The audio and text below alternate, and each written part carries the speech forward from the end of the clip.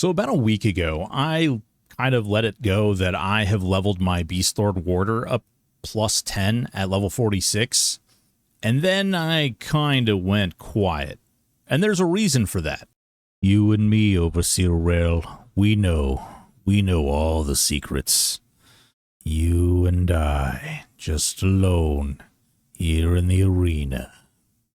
But don't worry. We learned things. We actually learned a lot of things. And today, we share what we learned. So, first of all, if any of you guys have even touched any of the pet classes, with the exception of maybe Mage, they all feel pretty damn terrible initially. And I'm talking about the fresh level, 1 to 50 run, not the leveling with, you've got your own pet and it's got a bunch of gear on it. It doesn't feel particularly great.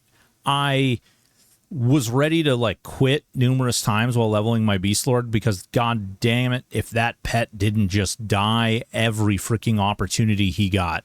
It was honestly awful. We made it to 46. I leveled up the Warder progressively, and we found that each consecutive level gave it a plus 5 attack, plus 6 accuracy. The Beastlord pet got plus 264 health every level. The Shadow Knight pet got plus 104 health every level. It also got plus 1 mitigation, plus 9 evasion, plus 2 max damage with every spell tier. So good, bad, in between. There is a progression there. I will say, even in the case of the Shadow Knight pet, they don't feel terrible. It's only level 35, but it has quite a big health pool, and it survives. I've fought D4 Nagy and not had to heal it. He kind of healed himself, kept himself up. The Beastlord pet's kind of the same way. We're seeing about 150 to 200 DPS out of the Beastlord pet. People have been asking, do focus effects work on pets? Not really. The answer is not really. Yes, you can use it. Does it do anything? There's a little text blurb that says when you cast it, it glows. That's something, I guess. But that's all we've really noticed. As far as stats and things like that, there's no measurable increase or benefit gained. The leveling system appears to have overlapped it, and that's what we expected to happen, so that's not anything weird or unknown. The next question is, does haste really affect my pet? Yes. In fact, haste is probably one of the most impactful things that you can put on your pet, both in the spell and in haste items. But you want to be careful, because I think a lot of people are out there putting a haste item on their pet, and then they're casting a haste spell as well, and they're significantly over the haste cap for their pet, so they're not really seeing or feeling the benefit there. And if you can take your haste item off your pet by just simply casting the haste spell that you have naturally, either a pet haste spell or something like celerity, alacrity, etc., and you hit that cap, the level 50 cap is 170. However, if you are leveling up through the levels, it's actually significantly lower. You might notice that, I want to say at level 10, it's 120 something. And so that's just something to be conscious of or be mindful of, because you could be putting another piece of gear, another item on there that could be better. Which brings us to our next question, which is, does gear matter? Stoic, we've heard you talk in various different forums and places saying that gear doesn't matter. Well, it's not quite that simple. You see, gear does matter across the board. However, its importance appears to diminish the higher level you get, and then as you level the pet up, the way that gear impacts your pet becomes very strange. And let me get into some of the numbers first, and then after that, we'll get into sort of how it impacts your pet. So first and foremost, 10 strength grants your pet 6 offense. 10 agility grants your pet 1 mitigation. Stamina doesn't do anything. Literally doesn't do anything. You can add 80, 90, 100, 200, 300, 400 stamina. You don't get one single additional hit point. Doesn't do anything. Intelligence, wisdom, don't do anything. Dexterity, I tried testing this. The results were all over the place. And so I wasn't really able to lock it down. I'm not sure if there's a proc per minute system being used or if there's some other more convoluted system. I can't seem to lock it down. I can either get my pet to do 3 procs per minute, or I can get my pet to proc 13 procs a minute. And we're talking with the same spell, no haste usage. We're just, bare knuckling it, trying to figure out what is impacting procs. And it's just, the results are all over the place. So I'm going to be doing more testing, and I'll be getting back to you in a much bigger pet video where we talk about every single class, how they're impacted, what to do, what the best in slot this and that is. This is more of an interim. We've been leveling all of the pet classes. We've been testing different things out, and I just kind of want to give you guys an update about, what to look out for and kind of how to play the game with a pet if that's something you're interested in. Beyond that, those stats, these pets, basically, when you give them additional offense, their median damage increases. It's not that substantial. And what I mean by that is taking a pet from 100 offense to 500 offense doesn't increase the median damage output by all that much. And when I say all that much, I mean your average hit goes up, but your overall DPS is going up by like 4 or 5 or, in extreme cases, sometimes 10. But it's really not that meaningful, so it's messy. However, in the early stages, when you hit like level 10 and you're like a twinked out character, you got all this sweet gear to put on your pet, and you go out there is a much more impressive impact then. You will notice that your pet is hitting for max damage way more frequently. And that's because your pet's like window of stats is, because their base stats are so much lower, the gear is actually filling in that gap quite well, and it's pushing them up to the ceiling. Whereas when you're a maxed out level pet, there's a much larger window and a much larger variance because there's it's not increasing the base damage. Your pet is still, my warder at level 46 plus 10, his base damage is still 10. So instead of just hitting for like 10 to 110, now he's just hitting for 30 and 40 and 20 and 60. And, again, the window is much, much larger. So early on, stats a lot more impactful. Later on, stats become less impactful. Mitigation, kind of the same thing. I did see some varying, very, very, kind of outlier parses when I was looking at damage. I would go from having 100 mitigation to 500 mitigation, and we would see, median hits go from, an NPC that's hitting for 144 damage max, their average hit on him would vary between 50 and 70. So there is, that will obviously add up over time, and that is something that you want to be aware of. However, in some of them, where I literally went into the fight naked, I didn't see any change, or even in some cases, I saw mitigation was better. But there are some really weird things at work, and it's one of the reasons that I've waited so long to create this video, because there's things going on behind the scenes that we just can't lock down. Shields. Shields do help you. You can use a two-hander and a shield, and I would recommend it 100%. Your pet bashes. The higher the AC on the shield, the higher the damage the bash is. Very important, very big, very clutch. Would recommend.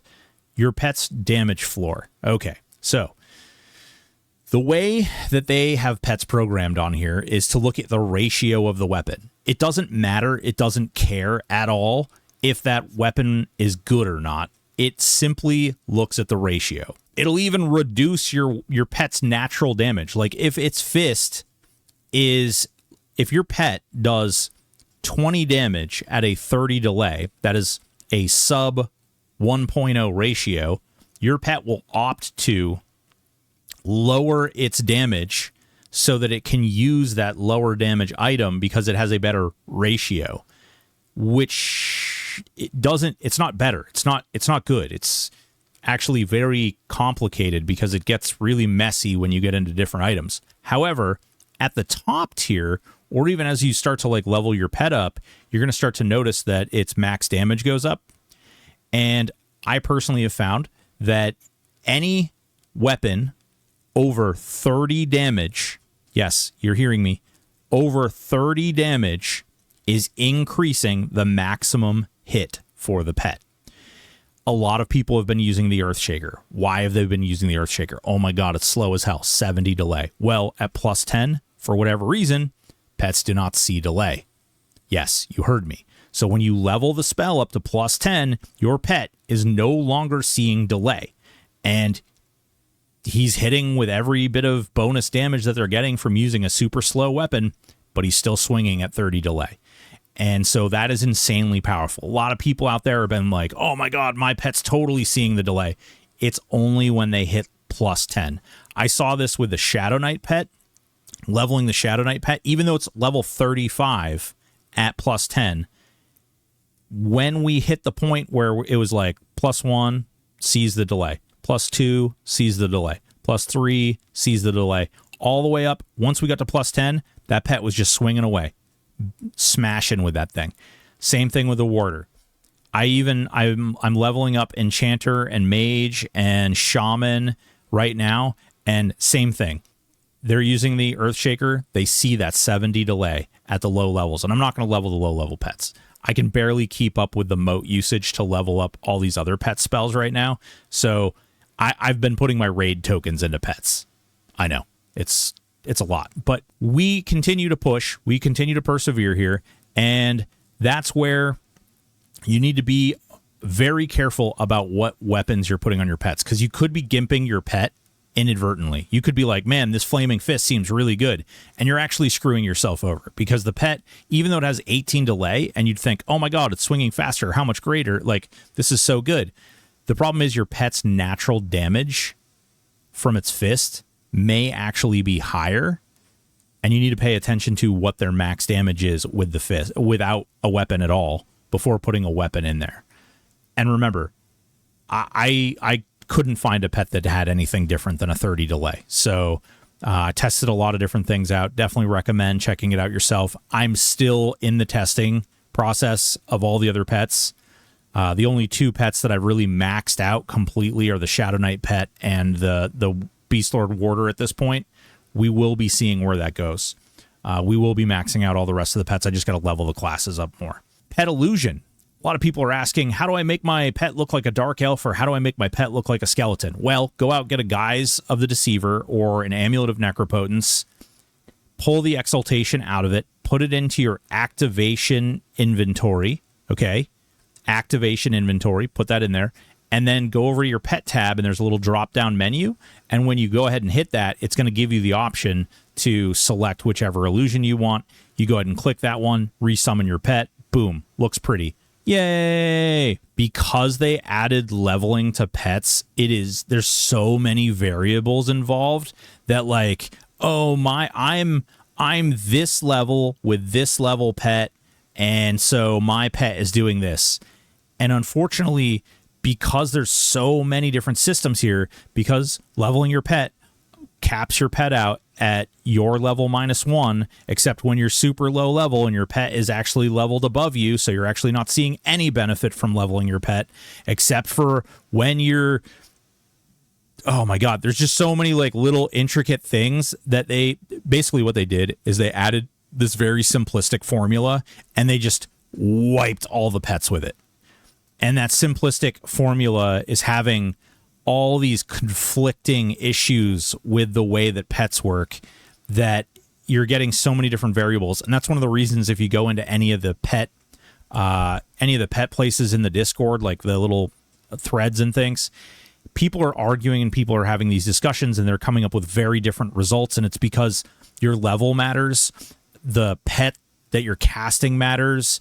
The level of the spell of the pet that you're casting matters, against what level you are, against what, like, it's just so crazy intricate, and it becomes so convoluted that it's hard to lock it all down, which is why when I come up with my video touching on all the pets, looking at all the different stuff, we're going to be focusing entirely on level 50 pets. Class synergy. What do you recommend? What's the best pet class combo? I'm just going to touch on some things really quickly, because 80 plus hours just parsing different things and looking different buffs and things. I'm just going to touch on the fact that, okay, Mage has the strongest pets. Everything else goes out the window. Mage has the strongest pets. Which one is the strongest? It all depends on the situation. I think Water's probably the highest DPS right now. Earth Pet is not bad, and Earth Pet is insanely tanky. 10,000 health. 10,000 health on that thing. So, you know, it is a really, really good pet. The Water Pet is a really good pet. I think that Air and Fire, like, I know there's probably some people out there that are going to contest this. I don't think Air and Fire are even competing for anything. Just stick with Earth or Water, whichever one. Enchanter Pet, still really good. But if you're Enchanter, you should be Charming. Charming is probably the most broken OP thing in the game right now. There's really no reason to even use the animation. It's fun. If you want to be lazy, I guess go for it. But Charm, what are you doing with your life? Shaman. Somehow Shaman Warder, or the Shaman Companion, the Wolf Pet, has higher stats than the Beast Warder. I'm going to have the actual numbers on that very soon. Some people sent me pictures of their pet against the Warder Pet. They are higher. It makes me depressed. We'll see. But Shaman get Puma. Puma is amazing. Puma makes everything go brrrr, hits real hard, does amazing stuff. Definitely a great class to tie in with your pet. Beast Lord. The Flurry. Flurry is okay. It's good enough. In all of my parses, and again, over 80 hours parsing, it is so unbelievably inconsistent. I could parse for over an hour for one parse and get 3% flurries. I could parse for another hour and see 12% flurries. It is all over the place. However, one thing stayed consistent, and that is that when you flurried, you only ever flurried one additional attack. I don't know. Is it good? Is it great? Is it awesome? It's okay. It's all right. They do get the best pet heal. They do have very good pet haste. Remember, all the pet-specific hastes also grant mitigation and some other stats, so those are important. Make sure you use those. Believe it or not, Druid is on this list because Druid has the fastest pet haste out of all the classes. The fastest pet haste out of all the classes. You don't even need a haste item. You literally just cast their pet haste and you're good to go. Druid also have that amazing heal over time, which allows you to just cast that and then you kind of set it and forget it. Don't worry about it. You don't have to like constantly spam heals on your pet or anything. Really, really nice. Necromancer. Necromancer brings almost nothing to pet classes. The pet itself is very good, but it doesn't bring anything. Like, there's no bonus that it has that somehow improves pets in any which way. They have a pet heal. It's okay. They have a pet buff. It's okay. That's pretty much it. Shadow Knight does everything the Necromancer does, but less good. Makes sense? If you guys have any questions or there's anything specifically you're wondering about pets, put it down in the comments below, and that way I can actually like put all this stuff together for when I make my finalized video. I would expect it probably, I'm going to say like a week to a week and a half out. And then I'm going to be putting the Mage, the Enchanter, the Shaman, the Beast Lord, the Druid, the Necromancer, the Shadow Knight. I'm going to look at all of their stats and everything. In addition to that, we also have a document where I'm actually putting down all the pet stats as I go through, what their min hit is, what their max hit is, what their average accuracy is. So far, on average, I'm seeing about a 10% accuracy increase across all pets when you level up the spell. These are great things. Guys, thanks for watching. Appreciate you. Until next time, take it easy. You're beautiful.